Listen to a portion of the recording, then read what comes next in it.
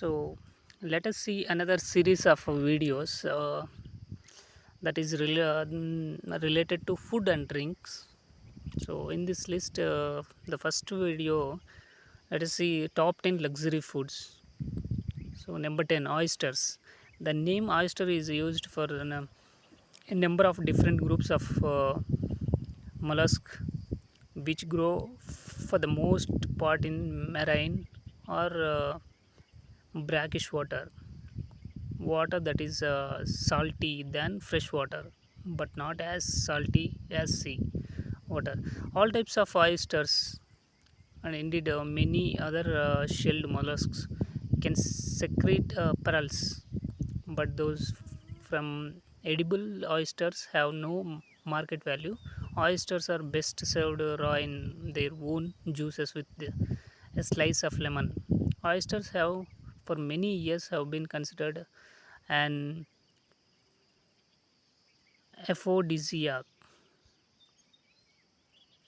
So number 9, that's about number 10 oysters. Next, number 9, matsutake. Matsutake is a common name of a group of mushrooms in Japan. They have been an important part of Japanese cuisine for the last 1,000 years. The tradition of mushroom giving persists today in Japan's corporate world, and a gift of matsutake is considered special and cherished by those who receive it. The annual harvest of matsutake in Japan is now less than 1,000 tons, and it is partly made up of imports of from China, Korea, and Canada. This is due to the difficulty in harvesting the mushrooms. Next, the number 8, lobster. Lobsters from a large family of marine crustaceans that net 1.8 billion for the seafood industry every year. They have a close family relationship with freshwater crayfish. Lobsters live on rocky, sandy, and muddy bottoms from the shoreline to beyond the edge of the continental shelf. They generally live singly in crevices or in burrows under rocks. That's about the lobsters. Next is number 7, foie gras. Second to caviar, foie gras is one of the finest Western foods available. It is the liver of ducks. Foie gras digger. Geese. It is produced by a method called gravage, which is force feeding the animal grain via a tube down the throat. Ducks and geese have an anatomy that makes this painless. The liver expands to many times the normal size and contains a great deal of fat. The next thing is number 6, fugu. Fugu is the Japanese word for puffer fish and is also a Japanese dish prepared from the meat of puffer fish. Puffer fish are deadly, and if the fish is prepared incorrectly, it can lead to death. In fact, there are numerous deaths reported in Japan each year from the consumption of this delicacy. Next, number 5, bird's nest. The nests in question here are produced by a variety of swifts, especially cave swifts, who produce the nest by spitting a chemical compound that hardens in the air. The nests are considered a delicacy in China and are one of the most expensive animal products consumed by humans. It is generally served as a soup but can also be used as a sweet. Next thing is number 4, Kobe beef. True Kobe beef raised from the black Tajima Ushi breed of Wagyu cattle is produced only in Hyogo Prefecture in Japan. It is bred according to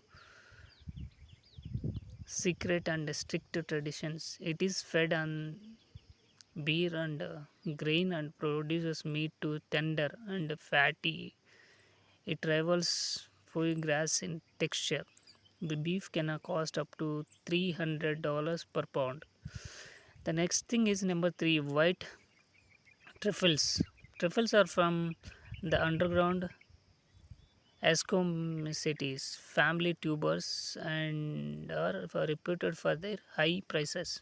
They have an odor similar to deep fried walnuts, which is extremely pungent to some people, causing a reeling effect.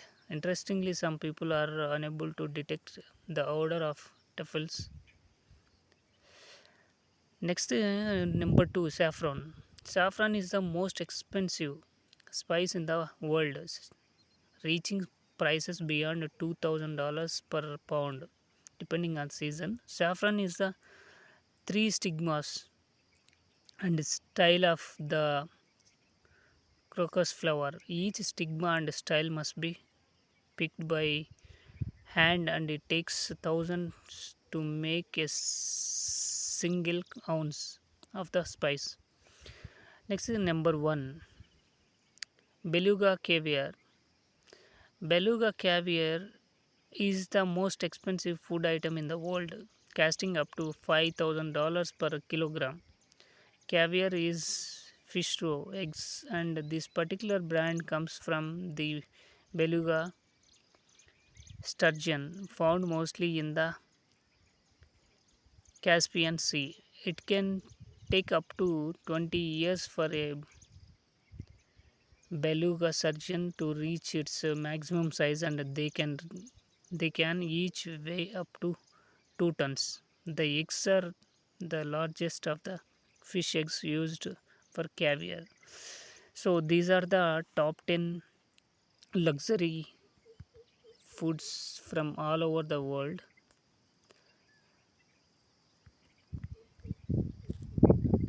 And let us see some other video.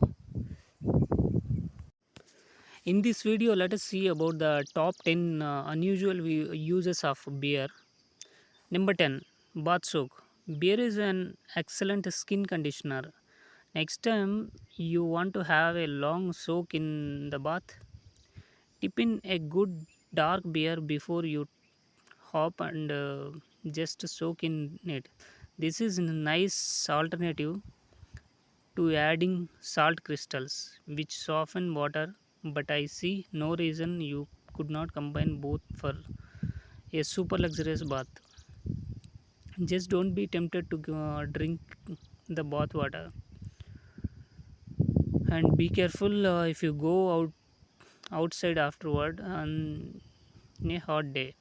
Next thing is number 9, the soothe and upset tummy. This is my favorite item on the list. If you have the stomach upset, slowly sipping a can of beer can help to settle it down, and the alcohol has an aesthetic effect which helps to elevate the pain. As most of us will know, this is also a very effective hangover cure. Just be sure not to use this trick if you have an ulcer or gastritis. Number 8, polish your furniture. Beer is a surprisingly good wood furniture polish. Let a can of beer go completely stale and flat and pour a little onto a polishing cloth. Buff your wood furniture and follow up with a final dry buff. You will be amazed at how brilliant and shiny your furniture will end up looking. Number 7, marinate meat. Beer makes an excellent marinade. It really does not matter what meat you are preparing. It will benefit almost all types of all types from a few hours. The longer the better. In a marinade of beer, you can get really adventurous too. Add any flavors you like to the beer, even things like marmalade or jam. A more common addition would be soy sauce or other Asian sauces. Next, number 6, naturally remove slugs. Slugs are terrible pets in a garden, pests in a garden, particularly if you are growing for eating. Instead of using chemicals like DDT or your on your veggies, bury a small saucer up to its lip in the garden and put fresh beer in it each day. The slugs will be attracted to the smell, get drunk, and drown. Number 5. Fertilize your garden. The yeast and other extracts in a can of beer are very good for plants. If you end up with a pile of leftover half drunk cans or bottles of beer, tip them out onto the garden. Just watch out for cigarette butts if your guests use them for ashtrays. Number 4. Deter bees. Bees and wasps are attracted to beer. Instead of spending a fortune on citronella oils or candles, try putting a few open beer cans around the yard at your next BBQ. Obviously, you should put the cans away from where people will be sitting or standing. Next thing is number 3, wash your hair. Beer shampoo can add luster and body to dull limp hair. It is also a much more natural alternative than store bought shampoos which contain a lot of chemicals. Just mix one can of beer with a raw egg and use as you would a normal shampoo. It was quite common in days gone by to use raw eggs for shampoo. It even lathers up like a chemical stuff. Next thing is number 2, make a batter. When making a batter, you often add a little rising agent, usually baking powder. In this recipe, you can use beer, the bubbles in the drink, and the yeast provide the rising. So here is the recipe. Put 1.5 cups of flour and half a teaspoon of salt into a bowl. Pour in 1 12-ounce can of beer while mixing. That's it. If the batter is too thick, add more beer. Last and number 1 is BBQ a chicken. This has to be one of the easiest recipes around. You simply take a full opened can of beer, stand a chicken on it, and throw it on the barbecue. The beer can is inserted in the neck area and stood upright. While the chicken cooks, the beer heats up and subtly flavors the meat. You end up with a tasty and surprisingly moist chicken. So these are the top 10 unusual uses of beer. In this food and drinks category or genre, let us see another video of top 10 common errors made in cooking. Number 10. Pan too cold. When you cook in a pan not hot enough, things stick and they don't color. This is a very common mistake made when cooking steak or other meat dishes in a frying pan. Don't be afraid to turn the heat right up. You can always remove the pan from the heat if it looks to be too hot. Number 9. Fish overcooked. Overcooked fish is one of the most revolting things you can eat. It lacks flavor and moisture. When you cook fish properly, it should retain some of the transparency you get with raw fish. Don't fear that it will be a raw. The heat can still penetrate to the core without overcooking it. As a side note, when buying fresh fish, make sure the fish eyes are shiny and clear and the gills, gri- gills are still red. Number 8. Too much interference. When you cook a steak, you must put it in the pan and not touch it again until it is time to turn it over. Moving meat around a pan stops it from browning. Coupled with a cold pan, you will end up with limp, soggy, and uncolored meat. You should not fall into the temptation to give things a show or to check for the level of cooking.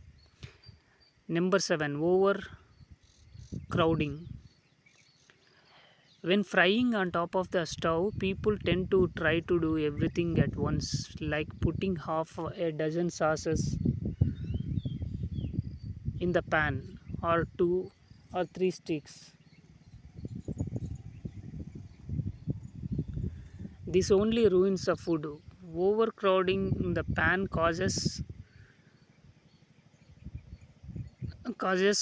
food to boil, as there is not enough room for the steam to leave the pan.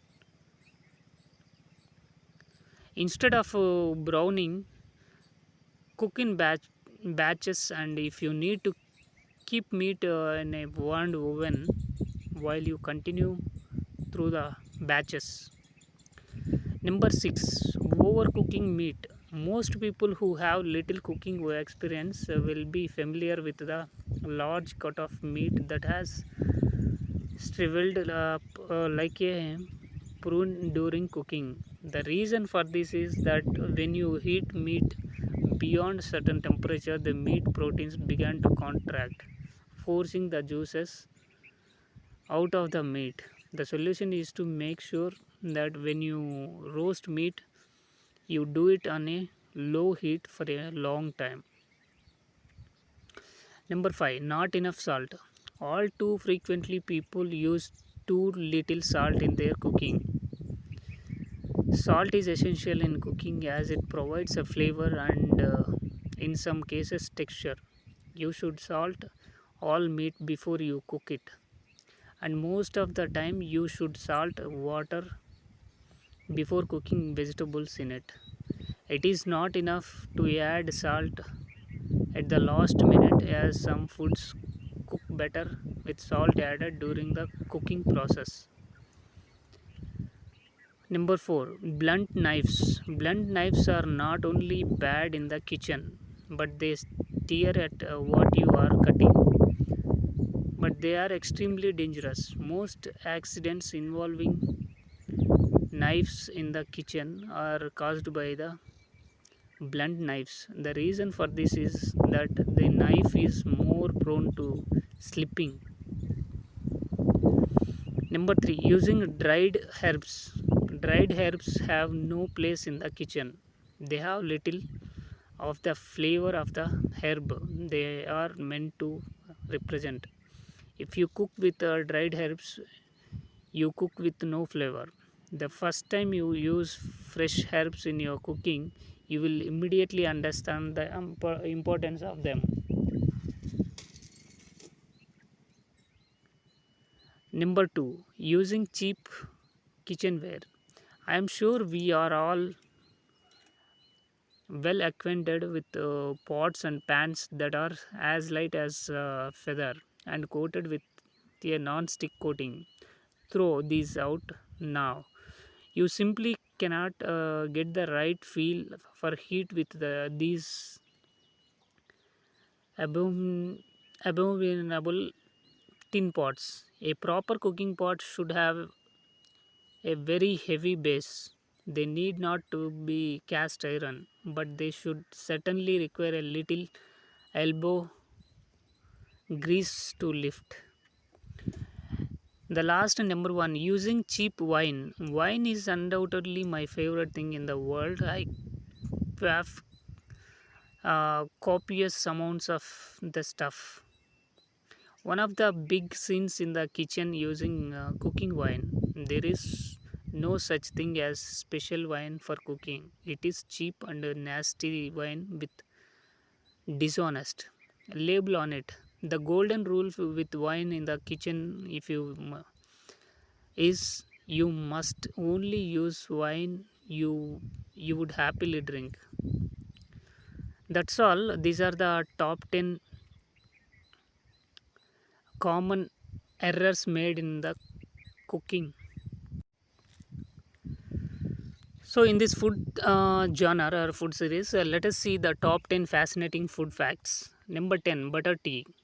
Fascinating fact is in Tibet, a common drink is butter tea made from yak butter, salt, and tea.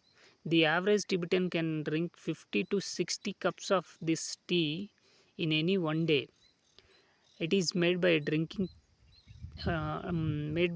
Chinese tea in the road for several days.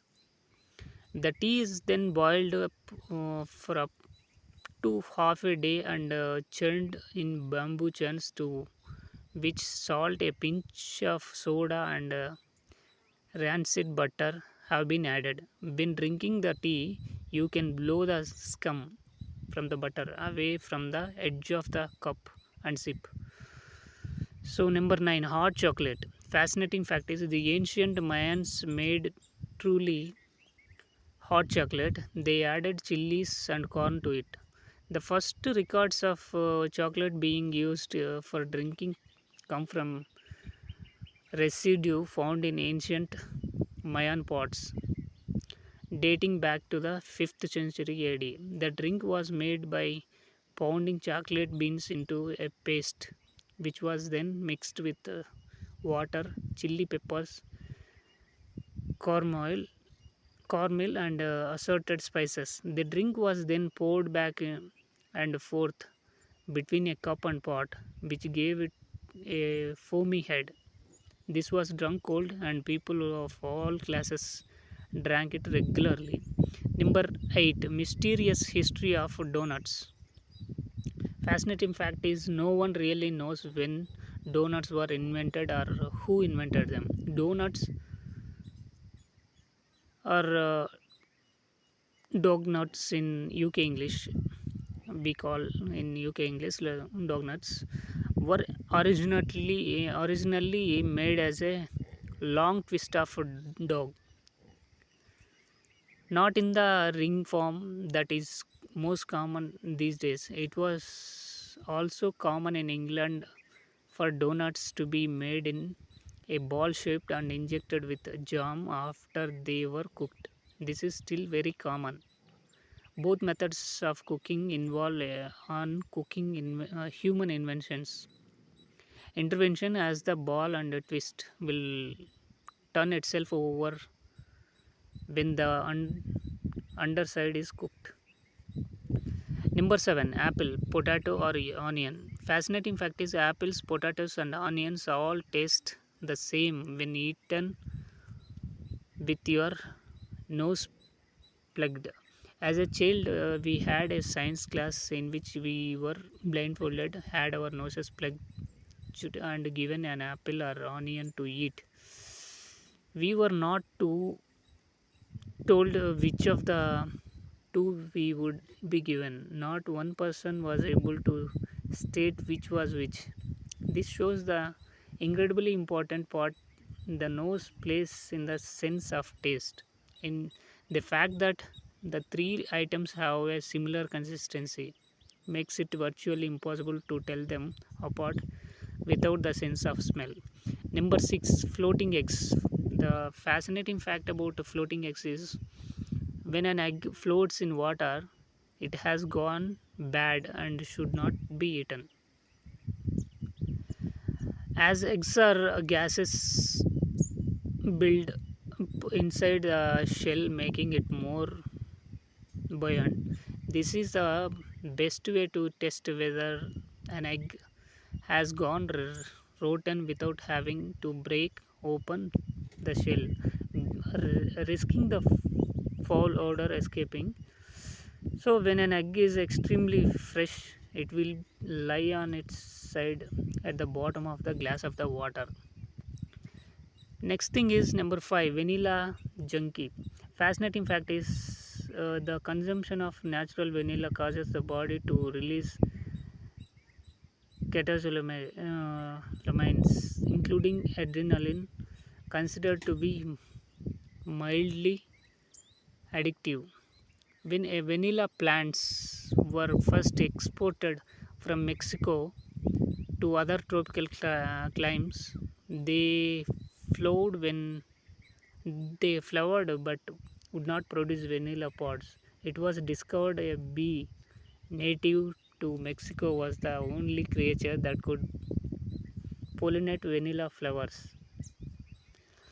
So next thing is number 4, banana trees. Fascinating fact about banana trees is banana trees are not actually trees, they are giant herbs. The large stem mistaken for a trunk on a banana tree is actually a pseudostem, meaning a fake stem. Each pseudostem provides a single bunch of yellow, green, or red bananas. This then dies and is replaced by another pseudostem. Smaller bunches of bananas are actually called hands, not bunches, which can weigh up to 110 pounds. Number 3, brain freeze. The fascinating fact about brain freeze is the term brain freeze was invented by 7 to 11 to explain the pain one feels when drinking a Slurpee too fast. Believe it or not, there is a real scientific name for brain freeze. Sphenoplatin ganglioneuralgia. Try saying that 5 times fast. When something very cold, usually ice cream, touches the top palate of the mouth, it causes the blood vessel to constrict. This makes the nerves send a signal to the brain to reopen them. So next thing is ancient sauce. Number 2, ancient sauce. The fascinating fact about ancient sauce is ketchup was originally a fish sauce originating in the Orient. 2 words from the Fijian region of China were used to describe a fish brain or sauce and a tomato sauce. Both words bear a striking resemblance in sound to the word ketchup.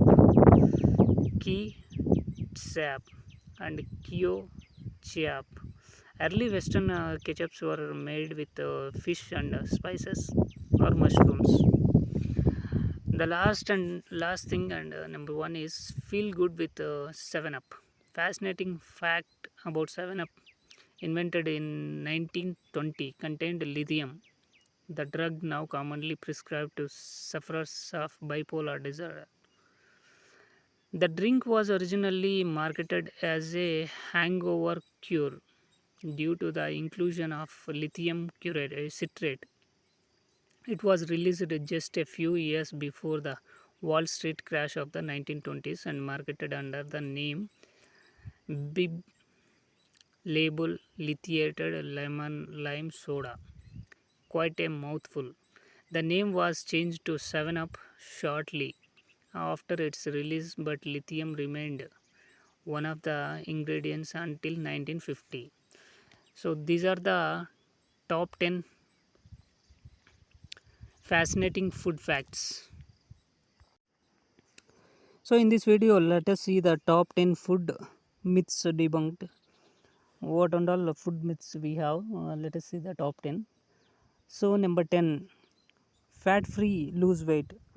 The myth is fat-free food is calorie-free. This is very common myth, so common that food manufacturers market to it. The misconception that fat-free is better is the reason so many products are labeled fat-free, low in fat, fat reduced, etc. So many people who want to lose weight will chow down on all of these low fat foods thinking they are going to lose the weight. Even worse, they often tend to eat more of the low fat food than they would have if it were full fat. What really matters when trying to reduce weight is calories. Eat fewer calories than you burn and you will lose weight. When fat is removed from food, a lot of flour is removed as well. Consequently, extra sugars and chemicals are often added to give back the flour. Fat free food can therefore be far worse and fattening for you than regular fat food. So, next thing is eat the salad. The myth is fast food salads are the healthy option. A 2005 report by The Independent said an investigation of the food sold by the Big Four McDonald's, Burger King, KFC, and Pizza Hut found that 5 out of 8 of the salads used as evidence of their embrace of healthy eating had high salt or fat content. It is all too common to see dieters who crave a little something naughty ordering salads or other healthy choices from fast food joints.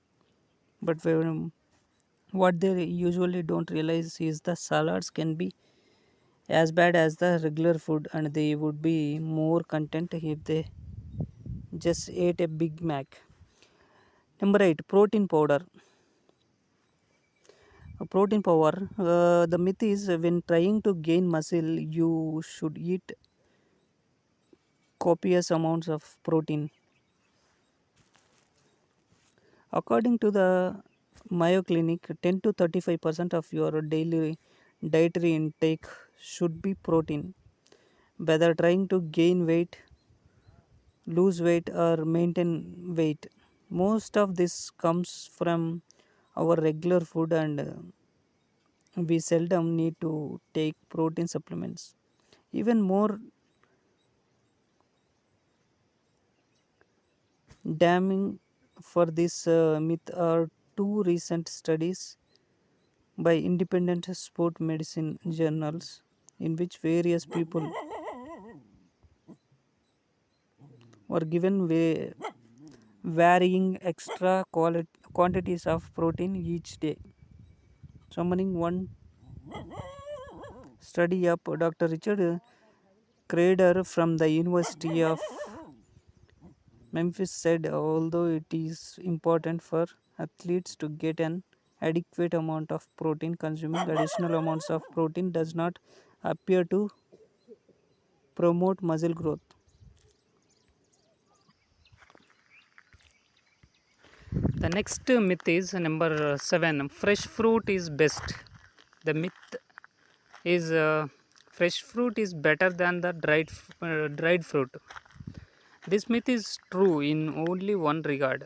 If you are looking for vitamin C, then fresh fruit is best. But other than that, dried fruits contain just as many nutrients and sugar for energy as fresh fruit. If you subscribe to the notion that you should eat 5 fruits a day, then you only need 1 tablespoon of dried fruit per portion. So 5 tablespoons of dried fruit fulfill your daily need. The same is true of canned or frozen fruit. Fruit juice can also be used as a daily fruit portion. but only one should be made up of juice only. So number 6, 6 mini meals are better than 3. The myth is it is better to have 6 meals, small meals during the day instead of 3 larger meals. First off, this can be okay, but only if you are extremely good at controlling your portion sizes. It is all easy to too easy to turn 6 small meals into 6 large meals. This myth again comes down to the whole calories per day rule. If your 3 large meals contain as many calories as your 6 small meals, there is no difference at all. For the majority of people, it is easier to put the time aside for 3 meals.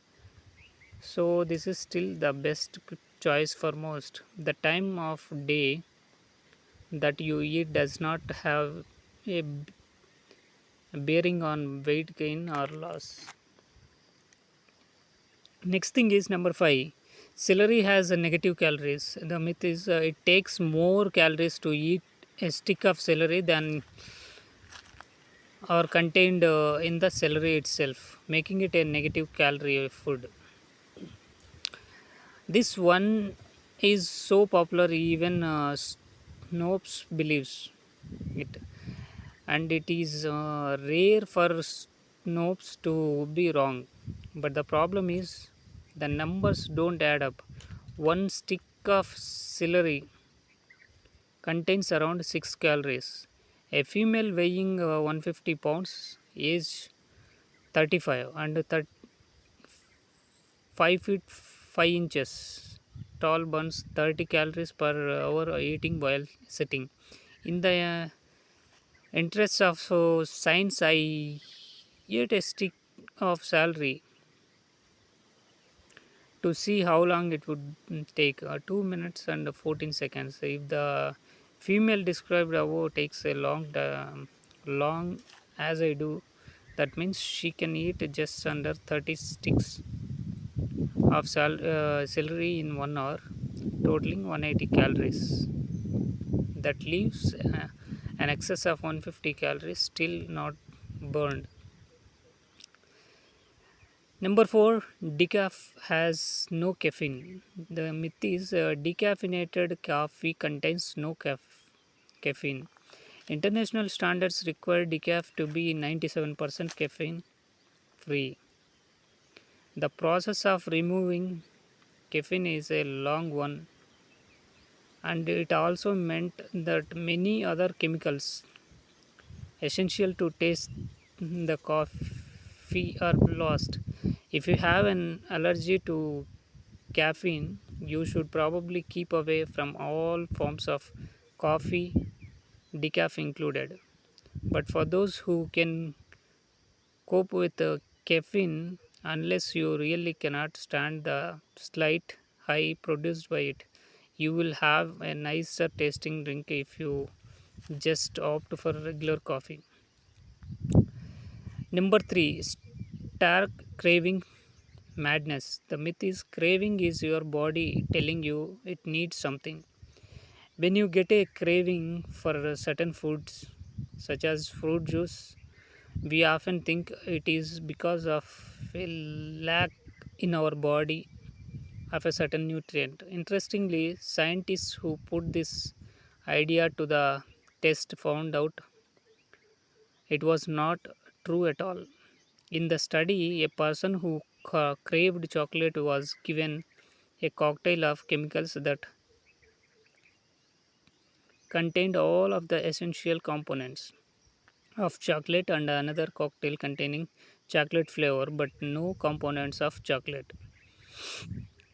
Number 2, salt increase blood pressure. The myth is excess salt increase your blood pressure, BP.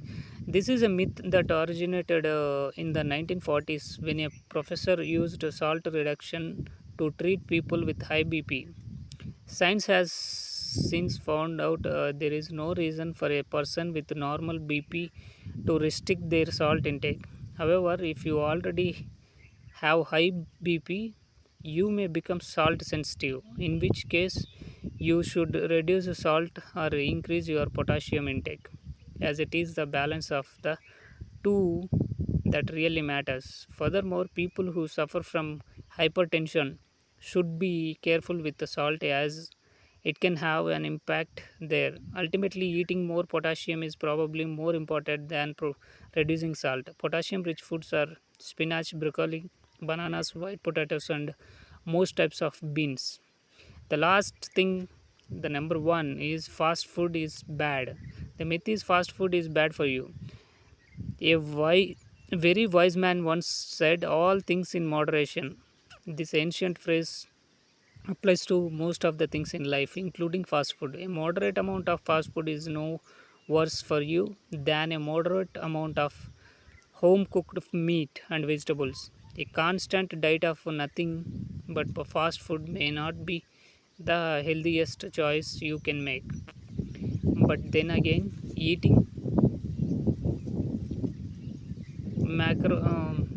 macaroni and cheese every night is not very healthy either.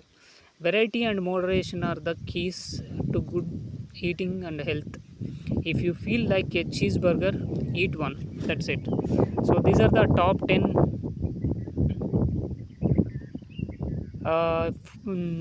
top 10 food myths we had. So I think I have cleared all the myths of these 10 food myths.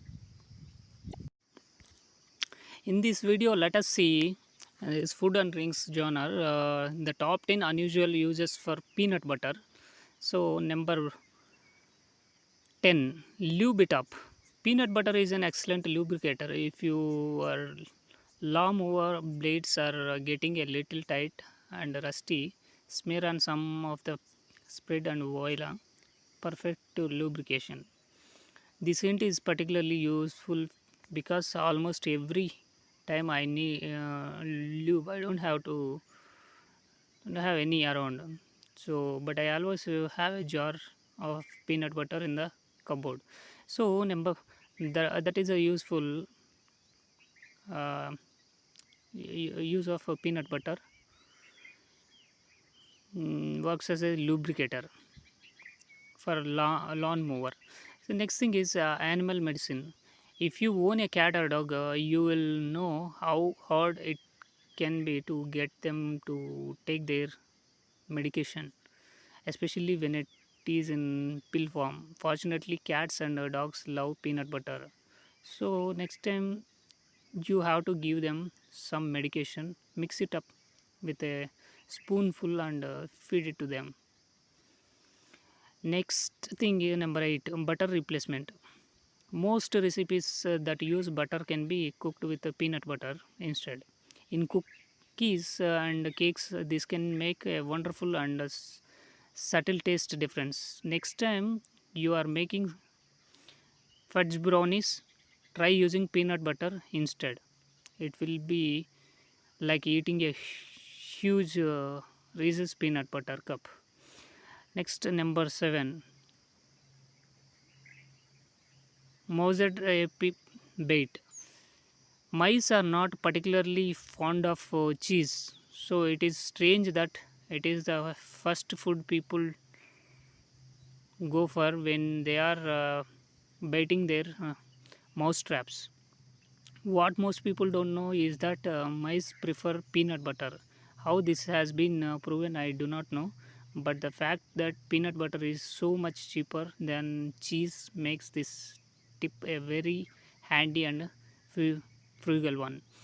Next thing is number 6, price tag removal. Despite the major advances in science in recent years, no one seems to have managed to invent a label that can be removed easily without leaving any glue behind. Fortunately, we have peanut butter.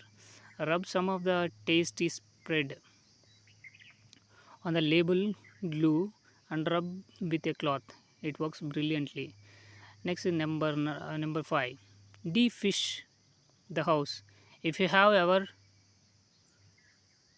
fried fish, you will know It leaves behind a rather unpleasant fishy smell in the house. To help eradicate the smell, take a tablespoon of peanut butter after you have finished frying the fish. Drop it in the frying pan and fry it off for a minute or two. The smell of peanut butter in the house is much more enjoyable than stale fish and oil. Next, number 4, leather cleaner. Peanut butter is an excellent cleaner for health leather furniture. Just rub a small amount on and work it with a circular motion. Remove with a buffing cloth, and there you have it. The caveat to this tip is peanut butter smelling furniture. To avoid that, you might want to mix a little perfume oil in it, but not too much. Next thing is number 3, peanut butter cookies. This one doesn't seem quite so weird, but it is included because these cookies use peanut butter as the main ingredient. There is no flour at all. The cookies are a mix of peanut butter, sugar, egg, and vanilla. You can even throw in a handful of chocolate chips if you wish. Next thing is number 2, gum remover. While it does not happen quite so often to to us adults, children often end up with gum in their hair. This would normally be followed by a lot of tugging and pulling with a comb to remove it, but the eventual chopping of the locks. But what most people don't realize is that peanut butter is a perfect gum remover. Not only will it remove gum from hair, it will remove gum from carpet and any other object tainted with chewy stuff. And the last one, and the number one, is shave with it. Believe it or not, peanut butter makes a great shaving gel.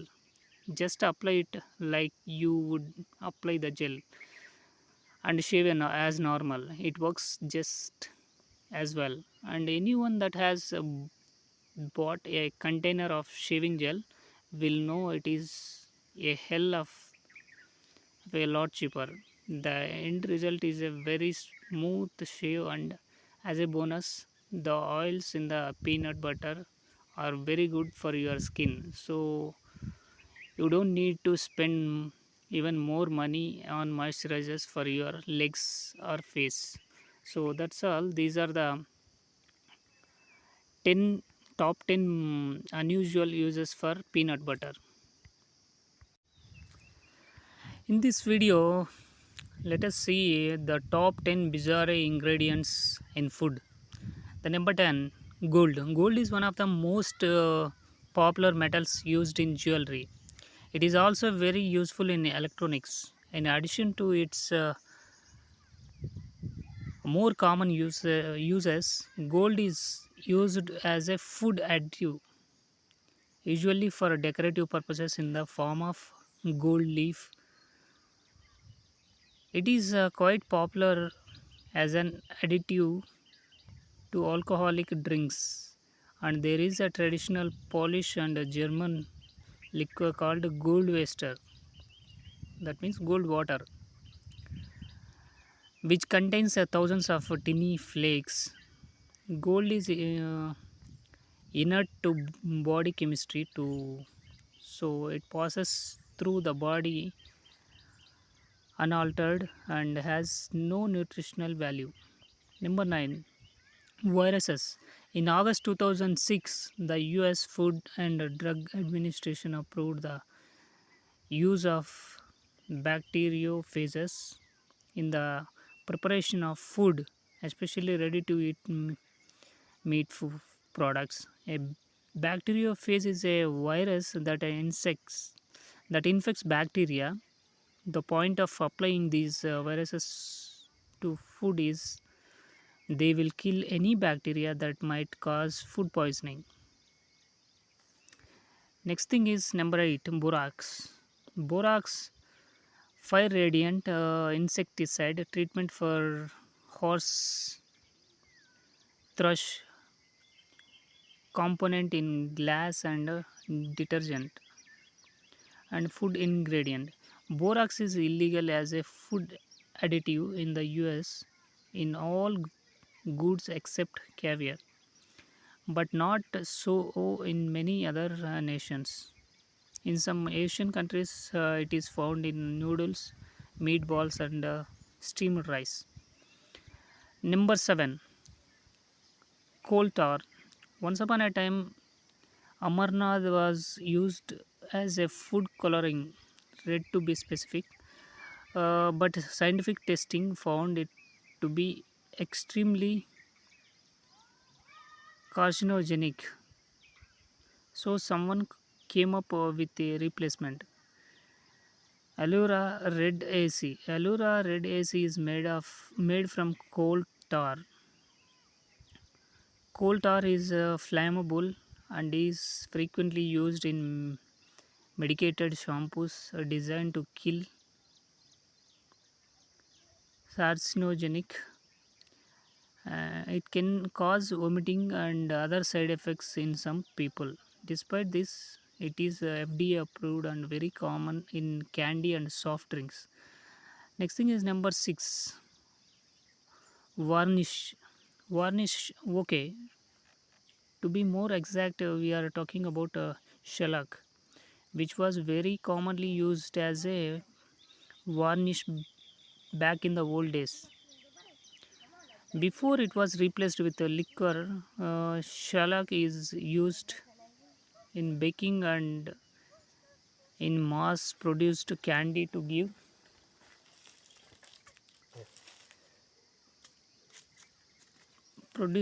the finished product a nice shine. The most likely source of shellac in most of our readers'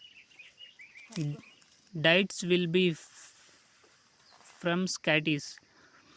Uh, the colorful coated fruit flavored candies. Now that we know how much we love to eat shellac, we should probably also point out it is made from a secretion of the female lac beetle. She excretes the shellac onto branches in order to help her cocoon stick.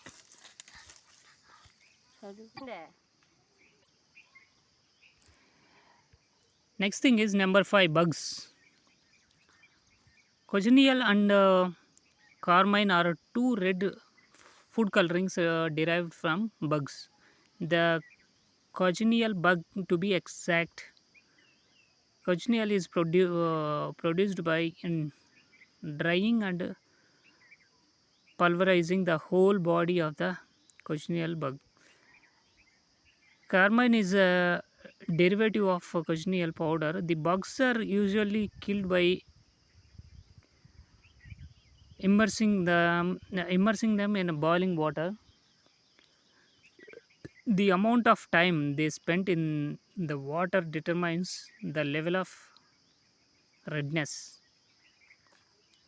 whether it be a lighter orange color or a vivid red. 1,55,000 insects are needed to make 2 pounds of food dye. So next thing is 4. Number 4, cigarettes. You read it right. Cigarettes smoking has been banned from bars and pubs all around the world. So someone came up with a brilliant idea. If you can't smoke it, eat it. The trick is to take a fine bottle of spirits, usually vodka, but sometimes brandy, etc., and drop a smoke or two in it, a cigar in the case of brandy. The nicotine and other chemicals seep out of the cigarette and infuse flavor and color into the drink. These concoctions are often called nicotine tea. I was fortunate enough to try one at a bar recently, and I can't say I enjoyed the drink a great deal. Next thing is number 3, beaver ass.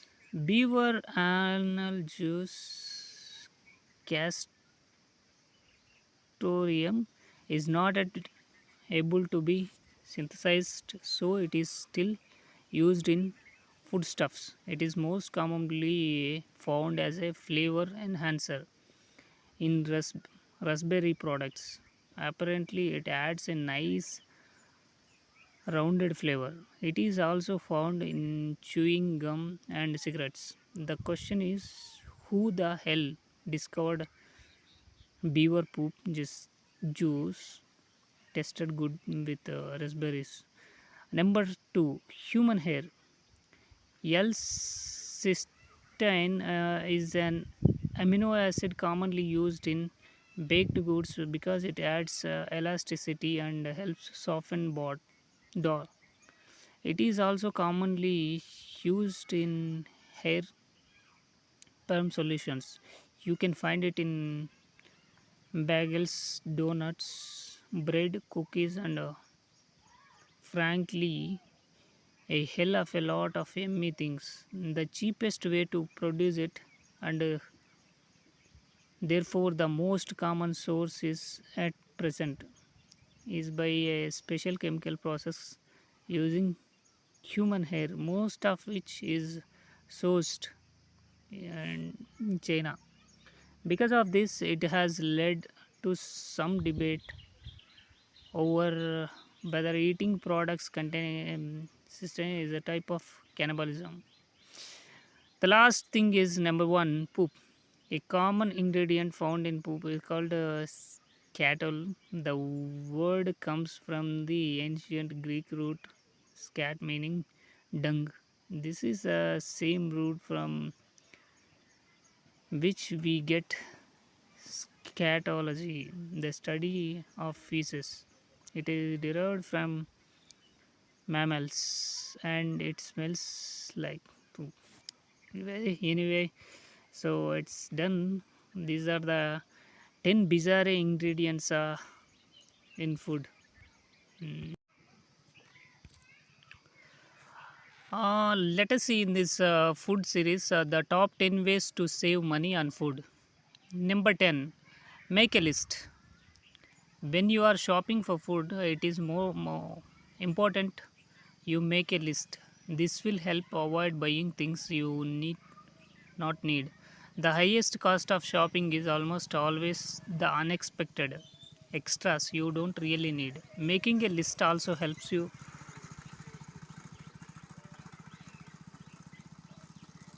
to realize just how much food you are buying.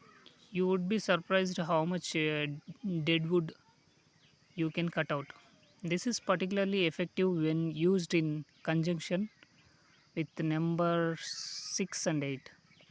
Number 9, stop using recipes. So, cooking from recipes is a great if you are not the most confident cook. But if you force yourself to experiment with food, you can use up all the bits and pieces left over in the refrigerator and cupboards that might otherwise just sit there and spoil. If you try to empty your cupboards between shopping, you will save a fortune. In some cases, you will find you can skip a whole week of shopping. When you are trying to save money, you have to give up the idea of luxury meals every day. Number 8, shop online. When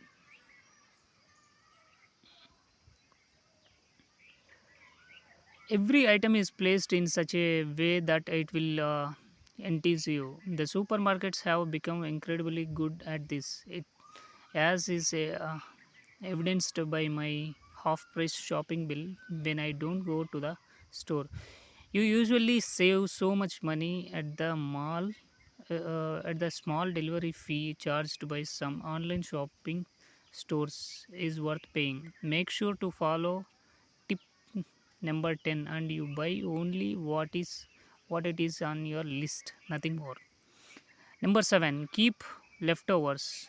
Supermarkets have a tendency to package items in odd numbers, such as a pack of 3 streaks when you only want to.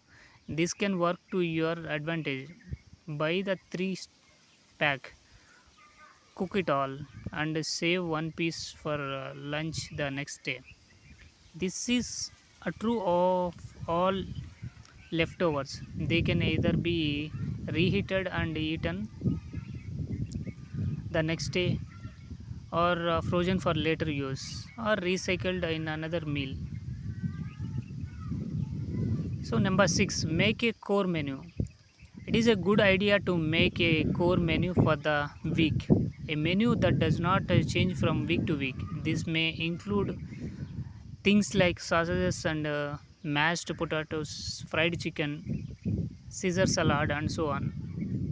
By adding 5 regular meals, you can control the cost of in your shopping, and as time goes on, you can learn ways to make shortcuts and save more money. Next, number 5, buy in bulk. Buying in bulk is almost always cheaper than buying small portions. It is important to remember, however, this is not an effective shopping tool if you are buying bulk items that you don't normally use. Bulk shopping should be reserved to the items you use regularly and in large quantities. For example, if you bake your own bread, you should buy the largest sack of flour you can.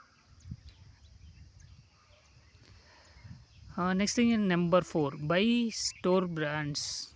Not only are store brands good, almost always cheaper, often they contain the very same food as a label brand. This is true not just of food but also clothing. It is definitely not worth paying twice the price just for a fancy label when the quality of the goods is identical. Number 3, cook from scratch. Cooking from scratch is one of the best ways to save money in shopping.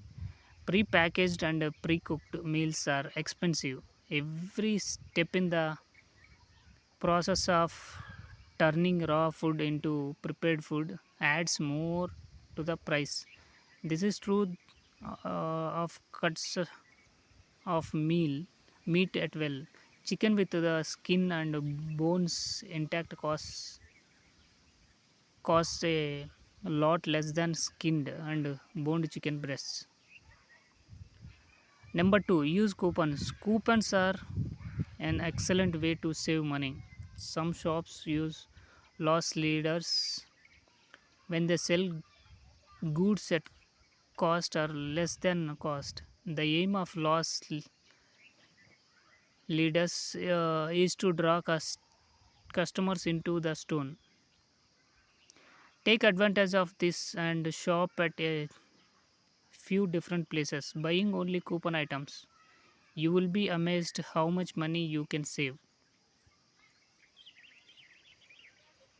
The last one, number 1, buy local produce. Buying local produce will always be cheaper than transported goods because you are not paying transportation costs, and it is those costs that are growing the most rapidly at present. Furthermore, you can get to build up a good relationship with members of your local community and get the freshest fruit and vegetables. This also means you are eating a seasonal produce and not something frozen for a year before it hits the shops. Why pay twice the price for last year's apples when you can get apples that have just come off the tree? So these are the top 10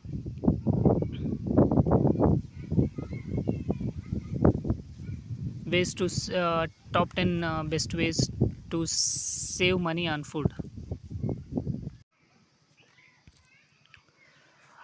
Let us see in this food series the top 10 ways to save money on food.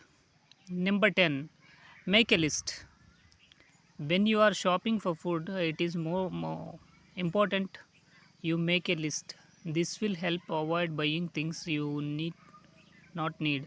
The highest cost of shopping is almost always the unexpected extras you don't really need. Making a list also helps you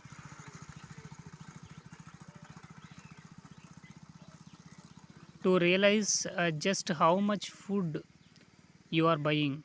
You would be surprised how much deadwood you can cut out. This is particularly effective when used in conjunction with number 6 and 8. Number 9, stop using recipes.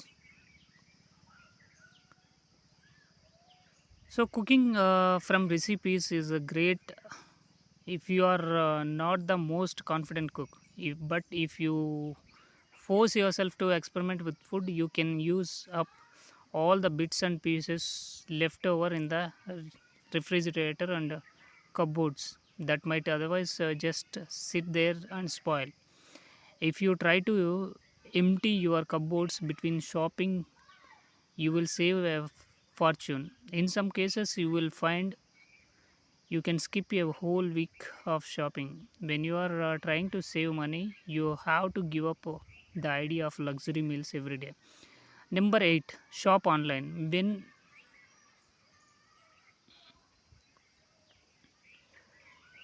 every item is placed in such a way that it will entice you. The supermarkets have become incredibly good at this. It as is evidenced by my half-price shopping bill when I don't go to the store.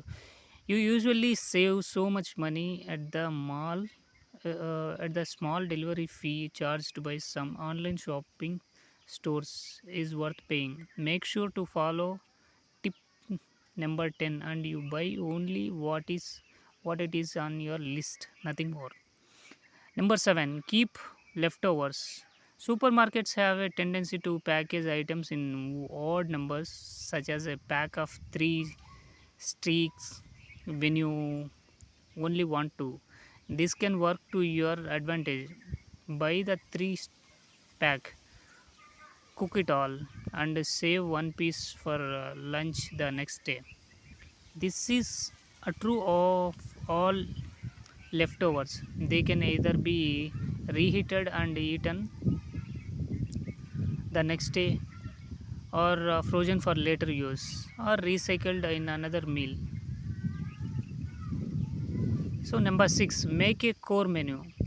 It is a good idea to make a core menu for the week, a menu that does not change from week to week. This may include things like sausages and mashed potatoes, fried chicken, Caesar salad, and so on.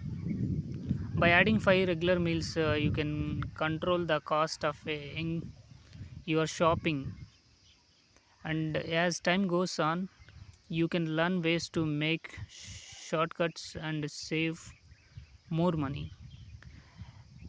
Next, number 5, buy in bulk. Buying in bulk is almost always cheaper than buying small portions. It is important to remember, however, this is not an effective shopping tool if you are buying bulk items that you don't normally use. Bulk shopping should be reserved to the items you use regularly and in large quantities. For example, if you bake your own bread, you should buy the largest sack of flour you can. Next thing in number 4, buy store brands. Not only are store brands almost always cheaper, often they contain the very same food as a label brand. This is true not just of food but also clothing. It is definitely not worth paying twice the price just for a fancy label when the quality of the goods is identical. Number 3, cook from scratch. Cooking from scratch is one of the best ways to save money in shopping. Pre-packaged and pre-cooked meals are expensive. Every step in the process of turning raw food into prepared food adds more to the price. This is true of cuts of meat at well. Chicken with the skin and bones intact costs costs a lot less than skinned and boned chicken breasts. Number 2, use coupons. Coupons are an excellent way to save money. Some shops use loss leaders when they sell goods at cost or less than cost. The aim of leaders is to draw customers into the store. Take advantage of this and shop at a few different places, buying only coupon items. You will be amazed how much money you can save. The last one, number 1, buy local produce. Buying local produce will always be cheaper than transported goods because you are not paying transportation costs, and it is those costs that are growing the most rapidly at present. Furthermore, you can get to build up a good relationship with members of your local community and get the freshest fruit and vegetables. This also means you are eating a seasonal produce and not something frozen for a year before it hits the shops. Why pay twice the price for last year's apples when you can get apples that have just come off the tree? So these are the top 10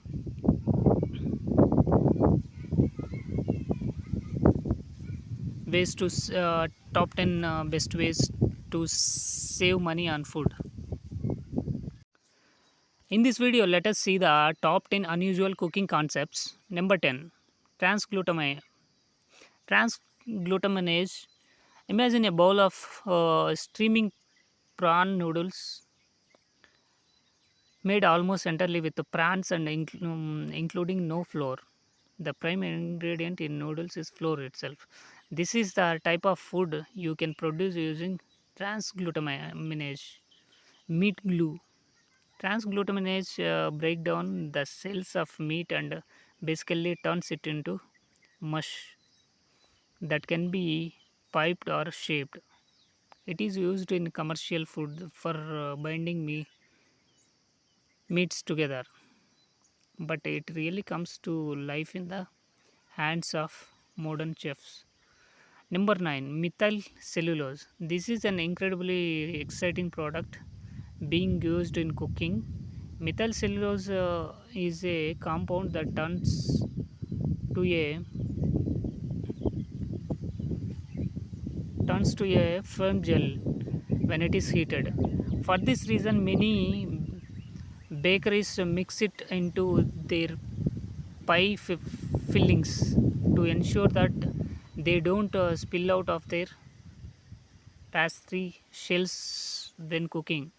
But the molecular gastronomers have found a more exciting use for it in their restaurants. Next thing is number 8, other senses. Some restaurants are now experimenting with food via the other senses that we normally don't relate to cuisine, such as darkness and audio. For example, when eating in a pitch black environment, diners are said to have a much greater appreciation of individual flavors in food as they are not distracted by the built in perceptions of food that come from appearance. Next thing is powders. Powders are a new addition to modern menus. They are flavors that are dried to dust and then sprinkled or served alongside food as a garnish. In some restaurants, they are served as an entire course on their own. The main method for preparing powders is to mix a liquid of some type with maltodextrin. This is then processed in a food processor until you get a powder of the consistency you prefer. Next thing is number 6, slow cooking. No doubt we are all familiar with the good old slow cooked stews our parents made. But modern cuisine has to take things further. First, a little science. When cooking meat at a high temperature, the flesh contracts and pushes the liquid out, the end result being a dry lump of hard meat. The solution to this is to cook the meat at the perfect temperature for eating low enough not to cause constriction of the flesh. Master Chef. So this is a slow cooking. Next, number 5, choose wide. In a way, this is a rather ancient method of cooking. Eggs could be said to be cooked sous wide when boiled. Sous wide meaning under vacuum is done. The benefit of this type of cooking is that meat can be cooked for hours without overcooking. For example, beef can be cooked to medium rare by boiling it in a vacuum sealed bag for 1.5 hours at 160 degrees. So next thing is number 4, air. In the finest of modern restaurants, gravy and sauce are becoming a thing of the past, being replaced with the airs and foams. Airs are produced by using a submersion blender with cooking juices or fruit juices combined with a stabilizer, usually lecithin. The blender causes the liquid to froth, froth up, and the froth is then used on the plated meal. Foams are slightly more dense than airs, and they are generally made with a similar liquid but foamed up in a cream whipping device charged with nitrous oxide. Next thing is number 3, vapor. If you thought airs were unusual, you not seen nothing yet. In many hot cuisine restaurants, all of the senses come into play, and smell can play a significant role. The idea is to bathe the diners in scents that cause a deepening of the flavors of the food. This is achieved in a variety of ways. At the Fat Duck, waiters spray lime scent when serving lime and green tea mouse. Number 2, alginates. Alginates are a type of gum that cause calcium based liquids to gel. They are used to create caviar, fruit juices in the form of caviar, ravioli without pasta, and much more. The uses are virtually unlimited. The alginites uses. The next thing is number 1, last one, liquid nitrogen.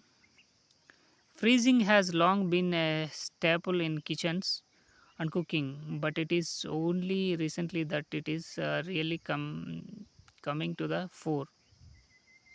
Particularly extreme temperature and fast freezing. Liquid nitrogen is especially useful in making ice cream, as the rapid freezing prevents ice crystals from forming, which prevents an inferior product. Liquid nitrogen frozen ice cream is the most smoothest, silkiest ice cream you will ever eat, and it takes only a few minutes to freeze. You can also use this technique to freeze pure fruit juices into sorbs. So these are the top 10 unusual cooking concepts. In this video, let us see the top 10 discontinued sodas. Number 10, Coke 2. So back when Coca-Cola started to slump a little in sales to its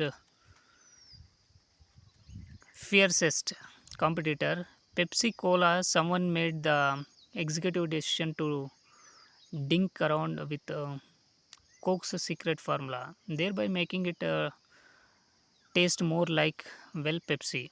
It was not bad per se, but it surely as hell was not Coke. I remember consuming this. So, in this list, top 10 discontinued sodas, this is a 10th one, Coke 2. It was discontinued. Let us see next one, number 9, Hubba Bubba. The strongest memory Hubba Bubba soda is from high school. We used to hold a school-wide contest involving all manner of deprecation. One of the games was the infamous pop chug. The teaching stuff that came up with this gem was sick and evil sadists of the highest degree. Everyone would stand over a beach towel with a spotter on one side and commence to gulp as much warm hubba bubba soda as humanly possible. Next thing, number 8, Pepsi's Wild Bunch. Just in case the images are not clear, we have got a raising raspberry tropical chill and strawberry burst. I love how raspberry is cleverly misspelled into cool territory with the two Z's. Very nice. Anyway, the deepest memories I have this particular trio was the chilling islands of my ancient refrigerator in the garage. It was one of those chill chest types with the giant metal restaurant freezer style handle and enough wattage to cause neighborhood brownouts. Yeah, that thing was always choke full of every conceivable beverage from beer to Bosco. So, number 7, Surge. Thought not out of circulation as long as some of these. Surge has still become the classic. Coca Cola distributed this green soda for quite some time. I can remember it coming into its own right around 1995 or so, and really building up steam for a few years before succumbing to popularity of other weaker beverages. Next thing is number 6, Lead. Lead was a carbonated lemonade drink sold in some parts of the world during the middle to late 20th century. It was produced and distributed by Coca-Cola Amatil only in New Zealand and Australia. Lead was one of the staple drinks among New Zealand retailers during 1980s and probably the most common lemonade drink distributed by Coca-Cola Amatil during its life. Next thing is number 5, Jotsta. This was a pretty recent extinction as well.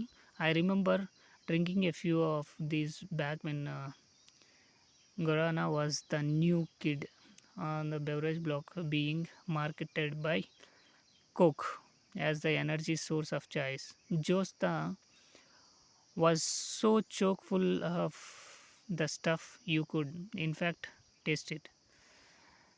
So next thing is number 4, Arbitch. Oh, the soda was soda with little chewy chunks in it. Outstanding. Somehow, the creators of this beverage managed to thwart the normalcies of science by allowing starch nuggets to spend themselves over so beautifully in a super sweat solution. It was really good too.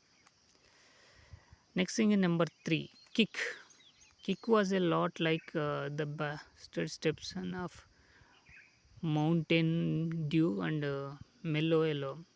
It tasted really similar to both, but almost leaning a bit toward Mellow Yellow with its citrus over notes. I actually preferred it over the others and would go through a case of this stuff during my late night Dungeon and Dragons marathons. Next thing is number two, Slice. Slice was the precursor to Sierra Mist by the Pepsi Corporation, and for my book, it tasted a whole lot better. So there was something less overpowering about Slice as compared to 7 Up. Not quite as crisp, not quite as effervescent, but certainly just as tasty. Next is number one, Crystal Pepsi. I was in college in 1993, and this soda was a huge hit up at northern Michigan. You in Marquette, Michigan. My this Crystal Pepsi. Anyway, there was just something about the non-caramel colored Pepsi that really appealed to everyone. We are all missing this most of all, Crystal Pepsi. So these are the top 10 uh, discontinued sodas were available in the past but not now. In this food series videos, let us see another top 10, which is our top 10 cheeses you should try. Number 10, Pecorino, Italy. This cheese was first made roughly 2000 years ago in the countryside surrounding Rome. Most of it was made in the region of Litium in Italy. In 1884, the city council began to prohibit the salting of cheese inside shops. So most of the makers moved to Sardinia. It's made exclusively from Sardinian sheep. To make it, the cheese is curdled, salted, and then pressed into molds to which it sets. The pressing removes most of the moisture, making it very hard. Next thing is number 9 uh, in the list of cheeses, Camembert, which is in France. Camembert and Brie are like brothers, with Brie being the older one. Both cheeses are made from unpasteurized cow's milk, which is then curdled and placed very carefully into molds. The cheese is then left to set and turned over without pressing. It's this unique process which gives the cheese a soft texture. Next thing is number 8, Gruyere, Switzerland. Gruyere is named after the town of Gruyere in Switzerland. It was first made in the 12th century. It is made to a fine process where it's curdled, sliced into tiny pieces, and then agitated. This is then cooked at a low temperature to release some more moisture. The cheese is placed into molds and washed with brine, then left to ripen. The bacteria inside the cheese products bubbles of carbon dioxide, which give the cheese characteristic holes. This unique process gives the cheese a lovely hard texture and a nutty flavor. The next thing is number 7, cheese number 7, mascarpone, Italy. Mascarpone is cheese originally made around about the turn of the 16th century. It's a triple cream cheese, which means it contains at least 75% buffer fat, and this is something you may not want to replace your other cheese with immediately. Mascarpone is made from heavy cream which is heated to 85 degrees centigrade, and then tartaric acid is added to it. This mixture thickens, is refrigerated for 12 hours and then strained to remove further. So next thing is number 6, red Windsor cheese, England. It is red. Red Windsor cheese is made very similarly to cheddar cheese. First, the milk is curdled and allowed to set a little bit, then sliced into small cubes.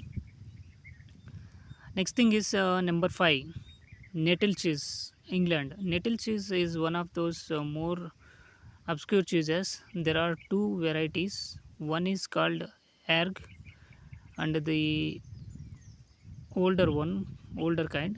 This was originally made in Cornwall in England. The cheese was made normally, but before being left to mature, it is wrapped tightly in nettle leaves. The nettle leaves were originally used to help preserve the cheese. This is the this is then left to mature for a few months. Sometimes it is even left to mature in caves. The other variety is more recent and most young encountered comes from Holland. Here, nettles leaves are ground and added to the cheese curd before it is preserved. It is pressed. Then the cheese is left to mature.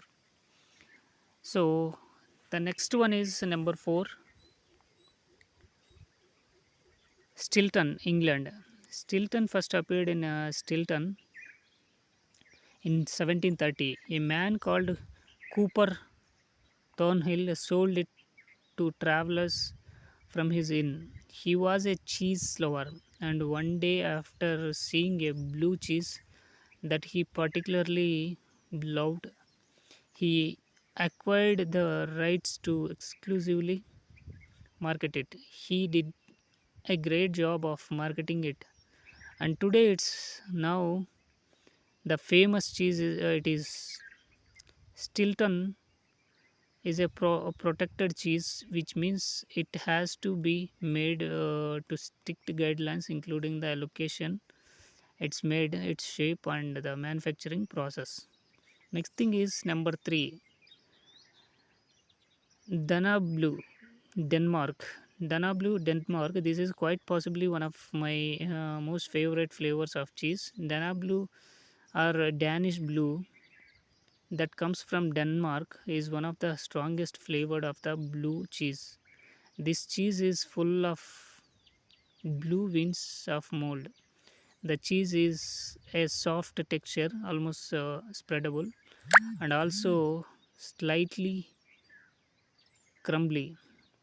This cheese was invented in the early 20th century by Marius Boyle, who was trying to copy Roquefort cheese, a very similar blue cheese that is made exclusively in France. The next thing is number 2, Emmental, Switzerland. Emmental, a strange name. The reason its name on this list because it's the real Swiss cheese. Often when you buy Swiss cheese, too often you are receiving inferior cheese. Emmental is the real deal. As Erin Brockovich would say, it was first made in about 1293 in a place called Emmental near Berne. So next thing is the last one, Halloumi Cyprus. Halloumi is quite possibly the strangest of all the cheeses on the list, and quite possibly the most amazing The thing that makes this cheese special is that doesn't melt. The reason for this is that the curd is heated before it's placed into brine. The heating denatures the proteins in the cheese to make it into long fibers which resist melting. It will actually cook instead. Halloumi originated from the Middle Eastern Bedouins and nomads. So these are the top 10 cheeses you should try. In this video, let us see the 10 top odd superstitions about the food.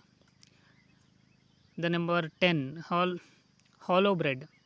It was once, perhaps still, a superstition that if you found a hole in a loaf of bread you cut, it symbolizes a coffin and meant that someone was soon to die. If a person found a loaf in this state, there would be days of discussion to guess who it might be that would be stricken down. Of course, these days we are less likely to cut our own loaves of bread.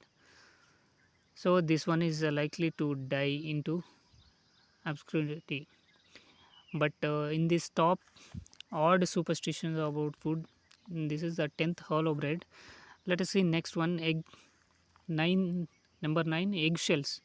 It was once a superstition that if you did not crush the ends of an egg after eating it,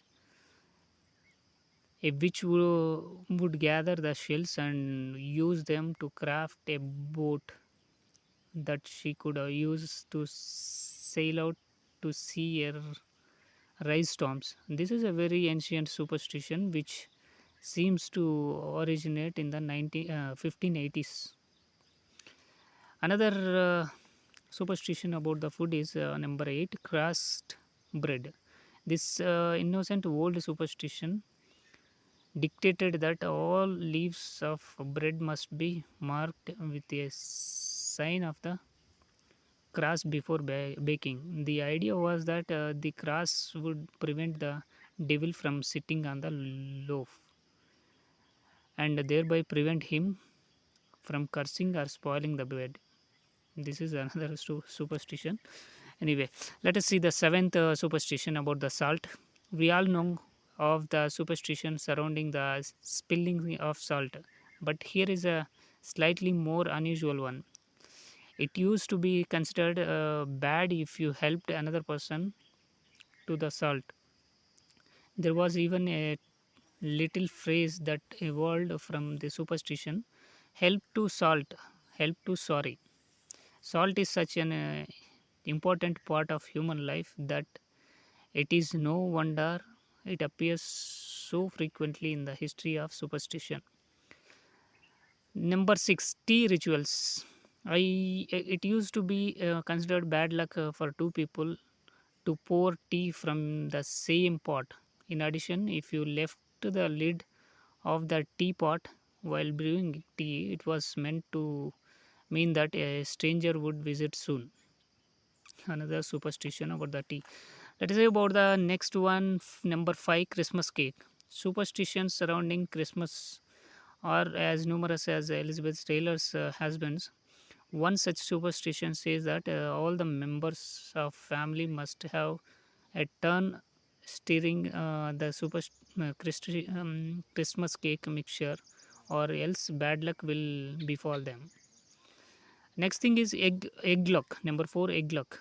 In many parts of Europe, farmers would take a fresh egg into the fields in hopes that it would bring a good healthy crop. Number 3 is about the garlic superstition. In Greece, there is an ancient superstition called the evil eye. It is believed that when someone gives you the evil eye, bad luck, usually minor, will befall you. Now, you may be wondering why this is on a food superstitious list. Anyway, let us see the number 2, the Wishbone. Before we all sit back on our laurels and laugh at the superstitions around the world that would never afflict us, let us remember one of our own most revered superstitions, the pulling of the wishbone. In Western, especially American and British tradition, two people use their pinky finger to break the wishbone. The person who wins the longest piece gets good luck and usually make a wish. This is about the wishbone superstition. The last and final superstition about the food is wedding rice.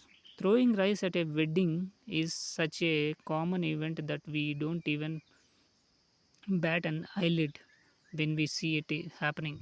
But what most of us don't realize is that this is this is a very superstitious tradition.